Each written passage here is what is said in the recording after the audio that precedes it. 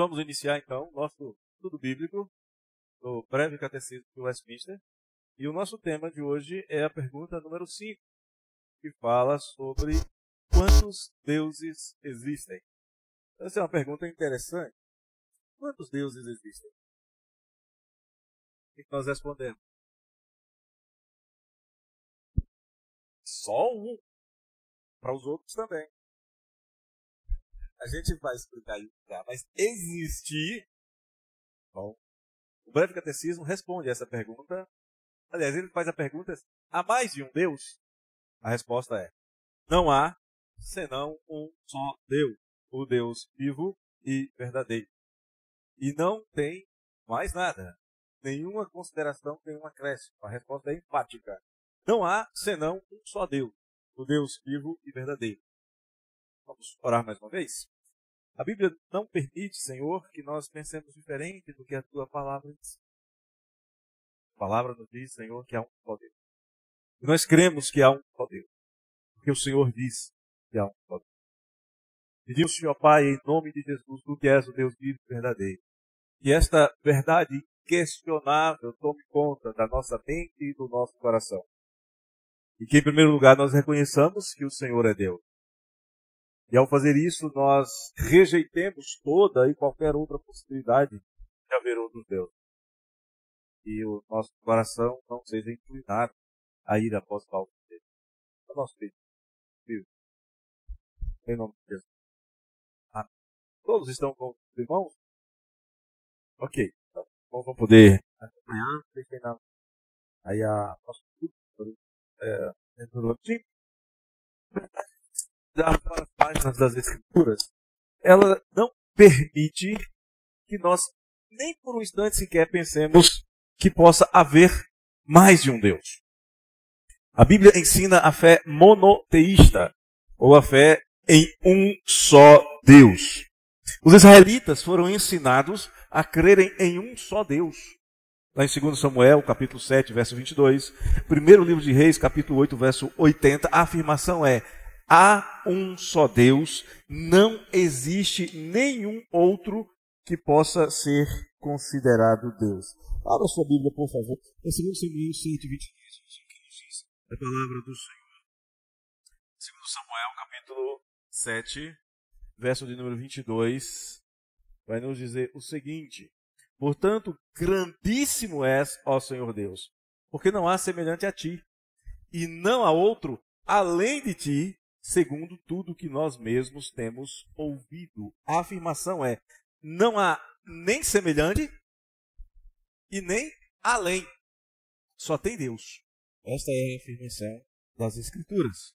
Esta é a afirmação incontestável. Abra Isaías 44:6. Esta é a afirmação incontestável através do profeta Isaías, dizendo o seguinte: assim diz o Senhor, Rei de Israel, seu Redentor, o Senhor dos Exércitos: eu sou o primeiro e eu sou o último, e além de mim não há Deus. Então, mesmo que as pessoas creiam que há outros deuses, é só uma crendice, é só uma crença, mas não é uma realidade. Só existe um Deus. Mesmo quando Israel passou por períodos de idolatria, e foram períodos terríveis, Deus, por sua graça, manteve acesa a chama, o ensino de que há um só Deus. O ensino de que há um só Deus foi preservado em Israel, mesmo nos seus piores dias de idolatria. Por exemplo, a gente pode ver isso nos dias do rei Acabe e da ímpia rainha Jezebel, que tinha mais de 850 sacerdotes pagãos. E ainda assim, havia algumas pessoas que não se dobraram, que não dobraram os joelhos perante Baal. Elias e mais um grupo considerável. Sempre houve um remanescente fiel. Sempre houve um grupo que continuava dizendo: há um só Deus e além dele não há outro Deus. Quando a igreja cristã surge após a morte e ressurreição de Jesus, aquele ambiente era um ambiente de muita idolatria. Havia lugares que as pessoas acreditavam em centenas de falsos deuses. Tinha os deuses maiores, os titãs, os deuses primordiais, as ninfas, os deuses dos bosques, os deuses das florestas, os deuses dos rios, os deuses dos mares, deuses rurais, da plantação, do verão, do inverno, do inferno, personificação das forças naturais, deuses domésticos, semideuses, heróis, homens divinizados. Havia todo tipo. A igreja surge nesse período. Mas ela vai continuar dizendo: há um só Deus. Um único Deus. Então a existência de um único Deus é enfatizada, é ensinada com muita ênfase, com muita insistência, sem abrir mão nem por um momento sequer de que há um só Deus. Deuteronômio 6,4 fala que há um só Deus. Marcos 12:29 vai falar de que o Senhor é o único Deus. Então nós não podemos abrir mão desta verdade. É um ponto de partida para tudo o que nós cremos. Existe um só Deus. Alguma observação, alguma pergunta até aqui? Então vamos falar um pouquinho sobre a unicidade de Deus. O Senhor é único. Não tem outro igual. Isso quer dizer que não há nenhum outro ser em todo o universo, não há nada que possa ser colocado ao lado de Deus para lhe servir de comparação. O Senhor pergunta: a quem me comparareis? Lá em Isaías, a gente pode ver isso no capítulo 46. Obrigado, Manuel.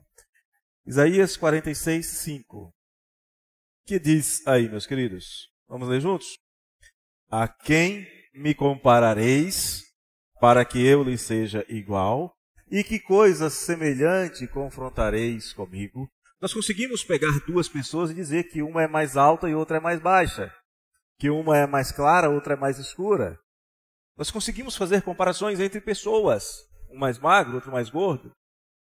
Mas com o que vamos comparar aquilo que é único? Só tem Ele. Não tem nada parecido, nada que chegue perto. Então a unicidade de Deus tem a ver com o fato de que Ele é um Deus incomparável. Não existe ninguém como Deus. Ele é o Criador dos céus e da terra. Ele é o preservador e sustentador de toda a criação. Esse Deus único, vivo e verdadeiro, que cria, sustenta e governa tudo quanto Ele fez. E não há mudança na sua maneira de agir. Desde o Éden até a consumação, Ele é o mesmo ontem, hoje e vai ser o mesmo para sempre. Veja em Hebreus, por favor, Hebreus capítulo 13, verso 8. Hebreus capítulo 13, verso 8. Falando sobre aquele por meio de quem todas as coisas vieram à existência, o Senhor Jesus. Olha o que o autor diz. Jesus Cristo, ontem e hoje, é o mesmo e o será para sempre.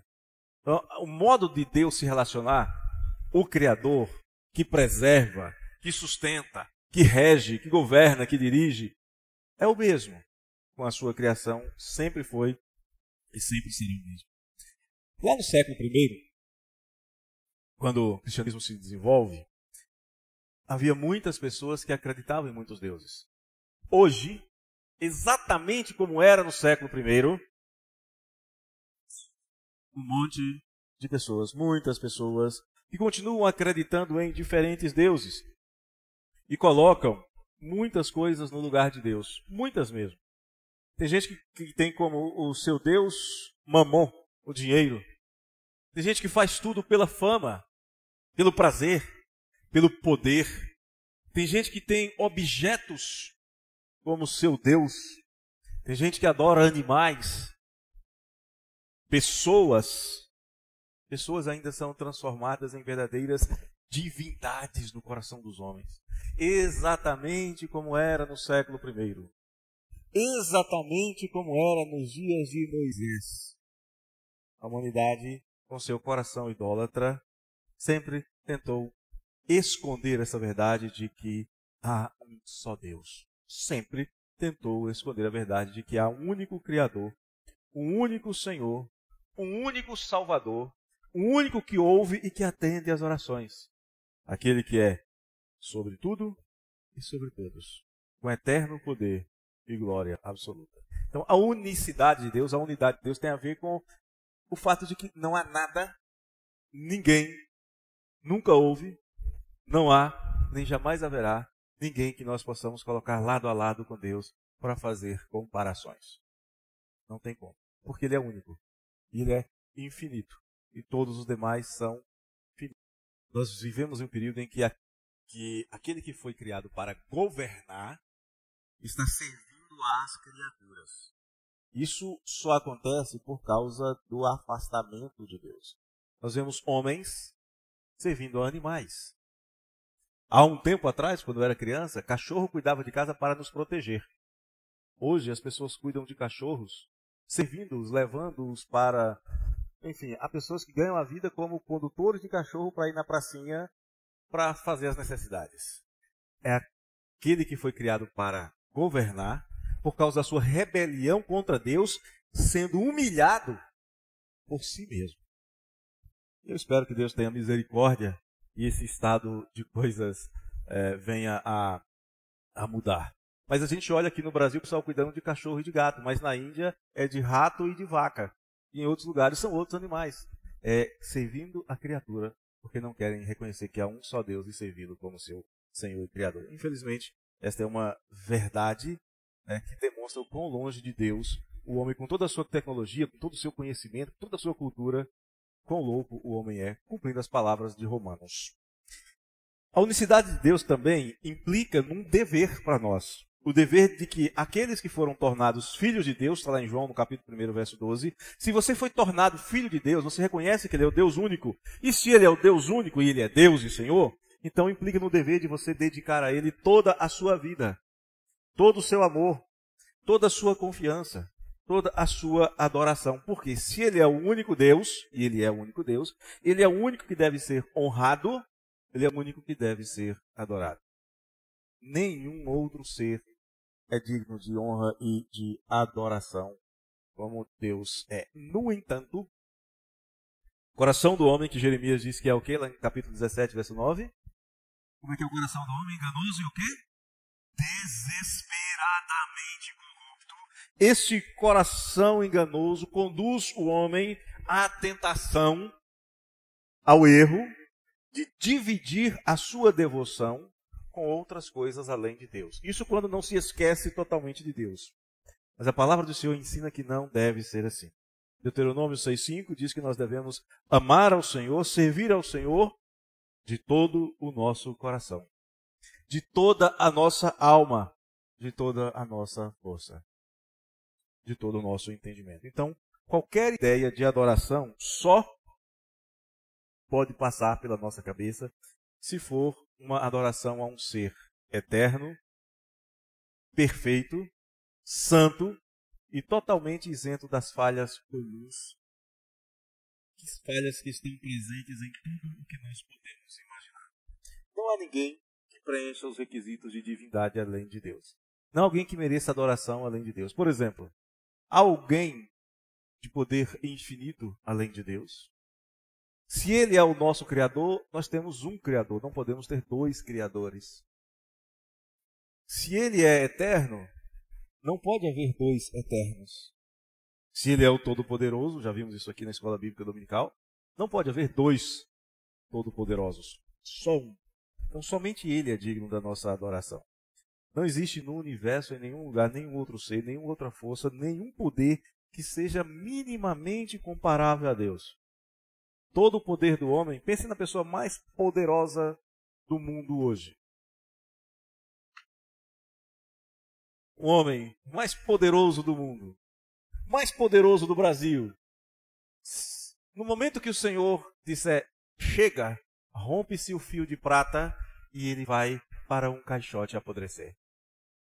Assim, mesmo o mais poderoso. Onde estão os grandes poderosos da história? Nenhum deles está aqui hoje mais. Todos eles passaram, mas o Senhor é o mesmo. Ontem, hoje e eternamente. Somente Ele é eterno. Todas as coisas que existem tiveram começo. Na verdade, mais do que tiveram começo. Tudo que existe foi criado por Ele. Sem Ele, João capítulo 1, verso 3, sem Ele, nada do que foi feito veio à existência.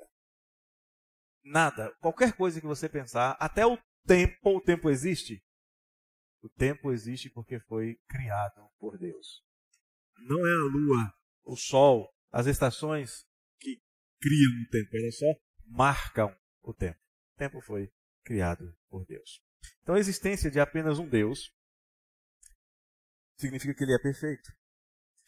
Mas para nós tem um outro significado interessante para os crentes. Significa que ele é suficiente. Lembra o que o salmista diz no Salmo 23?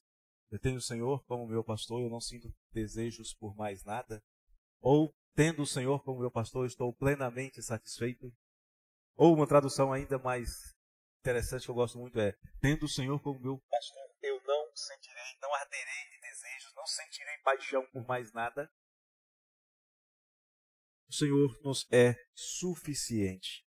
Então, se Ele é suficiente, para quê ir procurar satisfações ou respostas em outros lugares? É inútil. Se Ele é suficiente, tudo que nós precisarmos, Tiago diz que toda boa dádiva e todo dom perfeito, vem dele para nós. Se Ele é suficiente, por que eu vou virar as costas para o que é suficiente e procurar outra coisa? Não faz sentido. E é também desnecessário. Eu nunca vi alguém se levantar da mesa para ir em uma caçada, para ir para... Enfim, você acabou de comer, você consegue pensar em mais comida? O máximo que consegue, eu sei que as mulheres conseguem pensar na janta. As mulheres conseguem estar terminando o almoço pensando na janta. Mas em comer propriamente dito, você não está pensando. Você está satisfeito. O Senhor nos satisfaz. Ele é suficiente. Não há resposta para os nossos anseios em ninguém além de Deus. Verso 1. Salmo 121, verso 1. Bem conhecido, né? Cantamos, né? Levo os meus olhos para os montes. De onde me virá o socorro? Qual é a resposta do salmista? Não é dos montes. É do Senhor. Não é do estrangeiro, não é de fora da cidade que vai vir o socorro. Atravessando montes e mares e vales e etc. É do Senhor. Os montes não nos socorrem. Quem nos socorre é o Senhor. Ele é o único Criador, é o único Redentor, diz Isaías no capítulo 47, 4. Ele é o único Salvador, diz lá em Atos 4, 12. Ele é o único Consolador, em João 15, 26. Ele é único. É suficiente para nós. E se Ele é suficiente, eu posso confiar nele plenamente. Porque eu sei que Ele é fiel para cumprir todas as suas promessas. Promessas que Ele nos faz sem obrigação de fazer. Promessas que Ele nos faz voluntariamente. Deus poderia exigir de nós obediência sob pena de lançar-nos no inferno sem nos prometer o céu, sem nos prometer a glória. Ele poderia exigir, Ele tem direito. Ele é o Criador, Ele é o Senhor. Mas Ele nos convida à obediência, nos dá uma nova vida, nos sustenta, nos orienta nesta nova vida e ainda nos faz uma promessa de galardão. Servos inúteis que receberão galardão. É um plus de Deus. E Ele não precisava prometer, mas Ele promete voluntariamente. Agora, a partir do instante que Ele promete, Ele cumpre. Porque nada pode impedi-lo, ele muda de ideia e nada pode impedi-lo de fazer o que Ele deseja fazer. Veja aí em Isaías 43, 13. Olha o que Deus fala sobre o seu poder de cumprir aquilo que Ele disse que faria. Isaías 43, 13. Ele diz assim: ainda antes que houvesse dia, eu era. Ou seja, antes de o tempo existir, Ele já existe. E nenhum há que possa livrar alguém das minhas mãos. Olha o final da expressão. Agindo eu, quem impedirá? Quem impedirá o braço do Senhor de agir? Então, veja que coisa maravilhosa. Esse Deus único, Ele se interessa por nós, Ele se relaciona conosco, Ele nos é suficiente, Ele nos faz promessa de suprir as nossas necessidades e nada pode impedi-lo de cumprir o que Ele prometeu. Para que eu preciso de outra coisa? Para que eu preciso de outro Deus? Para que eu preciso de vaca, de estátuas, de pedra, de rio, de cachorro, de gato, de crocodilo? Para que eu preciso de outras coisas, se Ele é suficiente? Não é tolice buscar adorar outras coisas, tendo o Deus Todo-Poderoso? Mas é o problema do coração do homem e da cegueira do pecado, que faz com que os homens desprezem a palavra de Deus para seguir a loucura do seu próprio coração, que chamam de sabedoria. O breve catecismo diz que há um só Deus e que esse Deus é o Deus vivo. Diferente dos deuses criados pelos homens, pelas mentes e pelas mãos dos homens, o nosso Deus é o Deus vivo. Os homens criam imagens que têm mãos, pés, olhos, ouvidos e boca, mas nada falam e nada fazem, diz o Salmo 115, versos 4 a 7. Se nada fazem, se nada falam, são inúteis. Embora às vezes pareçam impressionantes, grandes estátuas, algumas com imagens pavorosas, impressionam os homens, mas não são absolutamente nada. Se precisar ir daqui para ali, alguém vai ter que carregar.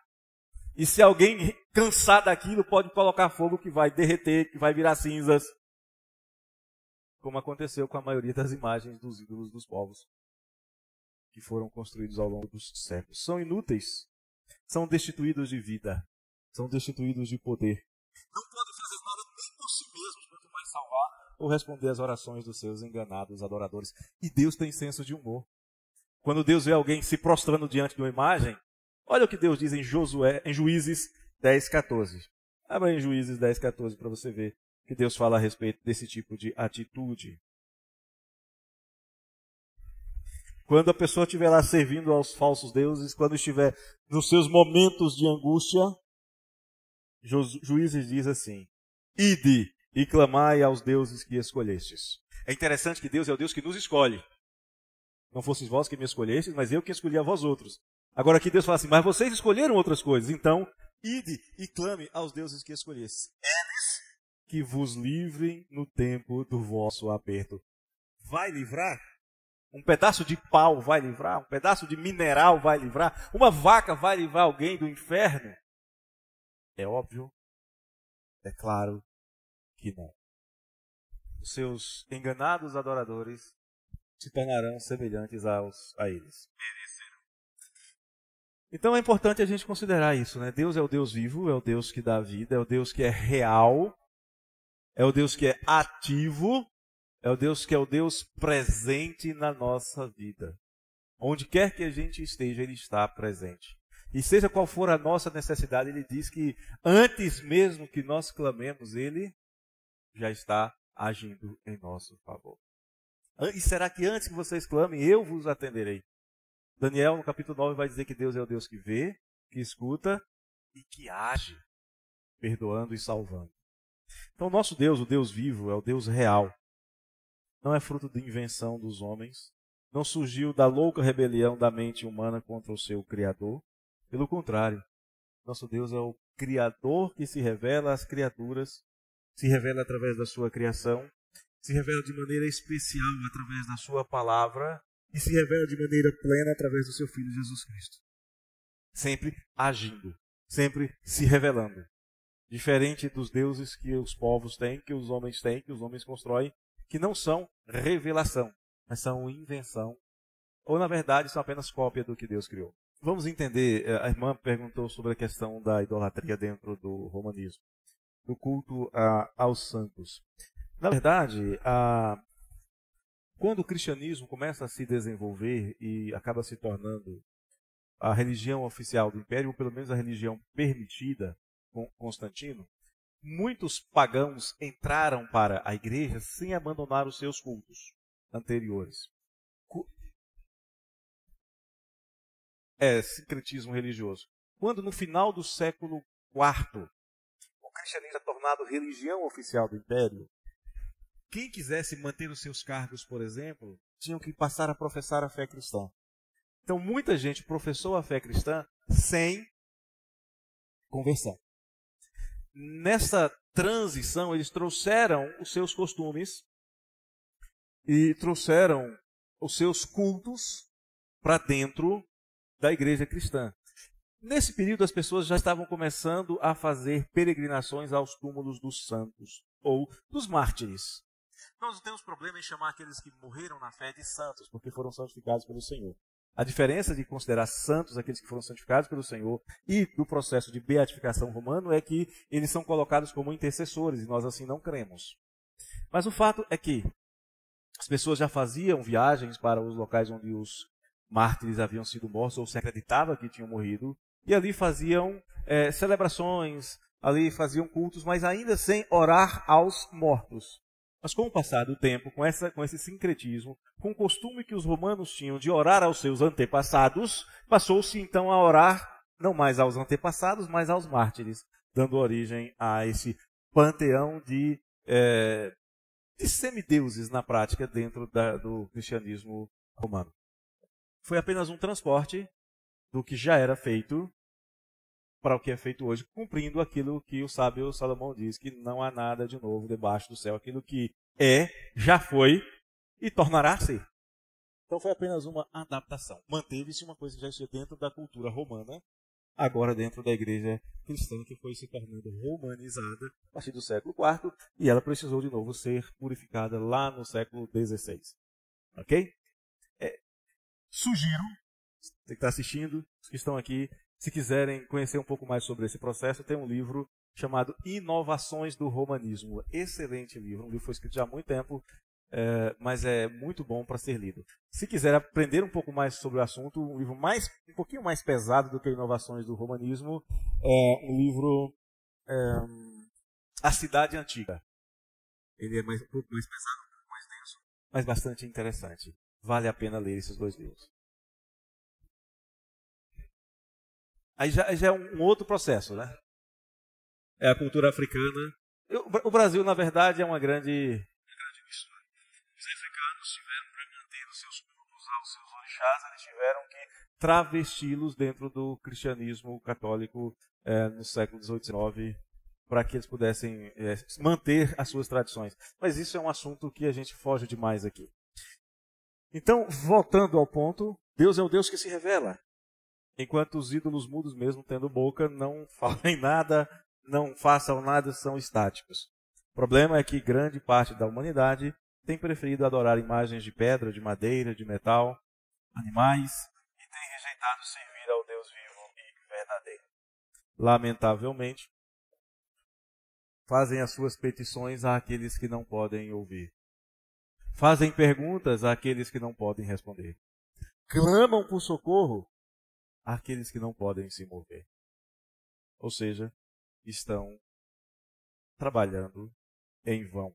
Ao invés de falar com Deus que atende orações, com Deus que fala com seu povo, com Deus que age em seu favor, com Deus que trabalha pelo seu povo, com Deus que não escraviza o seu povo, mas que o abençoa antes mesmo que eles clamem. Nosso Deus é o Deus que se descreve a si mesmo como aquele que é o único que tem vida em si mesmo. Pastor, mas eu tenho vida. Não. Deus é o único que tem vida em si mesmo. Nós temos a vida que Deus nos dá. Deus é eterno. Nós existimos. E existiremos por quanto tempo o Senhor quiser que existamos. Deus fala. Falou pelos pais, pelos patriarcas, falou pelos profetas, falou pelos reis. Falou nos enviando o seu Filho como nosso Salvador. Mostrou o seu amor, provou o seu amor, dando Cristo para morrer em nosso lugar para resgatar-nos dos nossos pecados. Enquanto Ele é o Deus que tem vida em si mesmo, Ele é o Deus também que nos vivifica, que nos dá vida por meio do seu Espírito Santo e que não nos abandona. A promessa dele é que estará conosco todos os dias, até a consumação dos séculos. Isso não acontece com uma imagem. Mesmo as imagens mais veneradas, mais reverenciadas, aqui no nosso país mesmo, de tempos em tempos tem que trocar. O vestuário tem que ser trocado. Mas as abas das vestes do Senhor que enchem o templo, essas não precisam ser trocadas jamais. Porque Ele é o Deus eterno. Ele é o Deus revelado que se mostra, apesar de não podermos vê-lo com os olhos como nós vemos uns aos outros. E tem muita gente que diz, eu não acredito que Deus existe, mostra Deus para mim. Muitos duvidam da existência de Deus exigindo provas, porque não podem vê-lo, não podem percebê-lo, mas acontece que o crente ele anda por fé. Os versículos da Bíblia que me ajudaram bastante no início da minha caminhada no ministério foi 2 Coríntios 5:7. Quando as dificuldades eram muito grandes, eu falei, Senhor, não dou conta não. E eu só ouvi ele dizendo, creia, você anda é por fé. Não é por vistas, não é pelas circunstâncias, não. Você está vendo uma barreira muito grande, mas você não crê naquele que é maior do que as barreiras? Creia. 2 Coríntios 5,7, visto que andamos por fé e não por vistas. E pela fé nós percebemos o invisível. 1 Timóteo 1,17. Pela fé, nós cremos em Jesus Cristo e somos mais bem-aventurados. Embora Deus seja um ser espiritual, ou seja, não pode ser analisado como nada material, o seu caráter, o seu poder, as suas obras são claramente visíveis nas coisas que ele criou. Mas não apenas visíveis nas coisas que ele criou. A sua presença é perceptível. Ele está preservando, controlando e, melhor ainda, ele está se relacionando. Mas me lembrei da oração de Davi no Salmo 27. Ele clama ao Senhor, ele está com o coração cheio de angústia e no meio da sua oração Deus fala com ele. Ele diz assim, ao meu coração me ocorre, buscai a minha presença. Ele diz, então eu vou buscar a presença do Senhor sempre. Deus fala com ele. Ali o texto não diz, o Senhor falou comigo. Mas está lá, o meu coração me ocorre, buscar a minha presença. E ele diz, tá bom, Senhor, eu vou buscar a sua presença. Deus que responde as orações, pode responder instantaneamente. Ele pode, às vezes, responder em um tempo que não é o nosso. Ele não deixa de responder. Enquanto a resposta não vem, ele nos sustenta. Quer um exemplo? Quando Daniel é lançado na cova dos leões, o que o rei fala? Daniel, teu Deus que te livre. O rei passou a noite angustiado. O Senhor estava agindo. Ele não sabia. Ele não sabia que o pedido dele ia ser atendido. Ele estava atribulado aquela noite. Jejuou, não comeu, não dormiu. Só no outro dia, depois de uma noite, até cumprindo a expressão bíblica que o choro pode durar uma noite, mas a alegria vem pela manhã. Logo pela manhã ele vai lá. Está lá Daniel andando tranquilamente no meio dos leões. O Senhor responde. Pode ser instantaneamente, como fez com Davi no Salmo 27. Pode ser como fez com o rei Dario. Ele responde. Porque ele se relaciona conosco. Ele nos guia em todos os momentos com a sua palavra e o seu espírito. Com a sua palavra porque ela é lâmpada para os nossos pés. Com o seu espírito porque ele inclina o nosso coração segundo o seu querer. O provérbio diz, como ribeiros de águas, assim é o coração na mão do Senhor. O Senhor inclina segundo o seu querer. Então o Senhor sempre demonstrou que é um Deus vivo, que é verdadeiro, que é real, que é presente e que é relacional. Ele tem prazer em nós. Ele tem prazer em nos ter à sua presença. Você acha que se Deus não nos quisesse a sua presença, ele diria, vinde mais de uma vez? A todos vós que tendes sede, vinde às águas, e vós os que não tendes dinheiro, vinde comprar e comei. Se ele não nos quisesse na sua presença, Jesus diria para nós que estamos cansados, sobrecarregados, irmos até ele. Se ele não quisesse, ele não precisa de nós. Ele se basta. Mas ele tem prazer em se relacionar conosco. E aí cabe a nós reconhecer quem ele é e nos apresentarmos alegremente perante ele. É por isso que o Salmo diz, quando vamos à casa do Senhor, tem que ser com alegria. Alegrei-me quando me dissermos, para nós entrarmos nos átrios da casa do Senhor com alegres cantos de livramento. Às vezes nós chegamos na casa do Senhor com preguiça, por obrigação, desanimados. Que privilégio que a gente está desperdiçando de alegrar-se na presença do Senhor e mais, na comunhão dos santos. Lembra que Davi disse que o seu prazer é estar com os santos de Deus? É o Deus vivo e é o Deus verdadeiro, é o Deus que é verdadeiro. Sabe uma coisa interessante nisso, Tiago?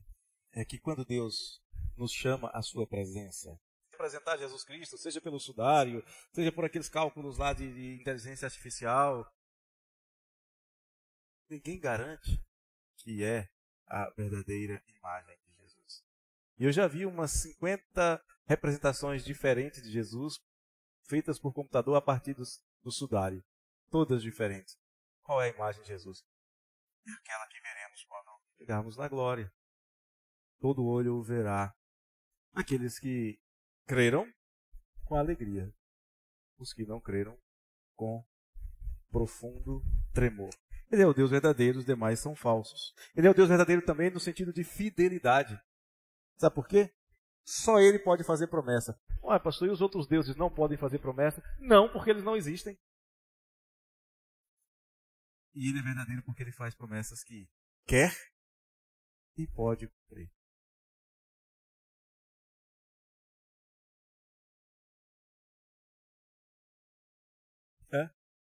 Tem promessas, é por isso. É por isso que Juízes diz assim: se você está procurando a ajuda dos falsos deuses, eles que te livrem. É como você ter impresso um monte de dinheiro de papel parecendo dinheiro na sua casa, confiar que aquilo ali é a sua fortuna e depois você ir na loja fazer compra. É falso. Quando o homem coloca a sua confiança em outras coisas, quando o homem deixa o Deus verdadeiro para divinizar riqueza, status, segurança, emprego, família, outras pessoas, o que quer que seja, ele está simplesmente adorando deuses falsos. O fato é que devemos valorizar, ser muito gratos pelas coisas que Deus nos dá. Não tenho problema nenhum em alguém criar um cachorrinho e gostar dele, ou criar uma vaca e gostar dela. Pode até criar um rato e gostar dele, não tem nenhum problema. Foi Deus quem criou. O problema é quando estas coisas se tornam deuses, quando se tornam o centro da vida, quando a vida das pessoas passa a girar em torno destas coisas e não do Deus vivo.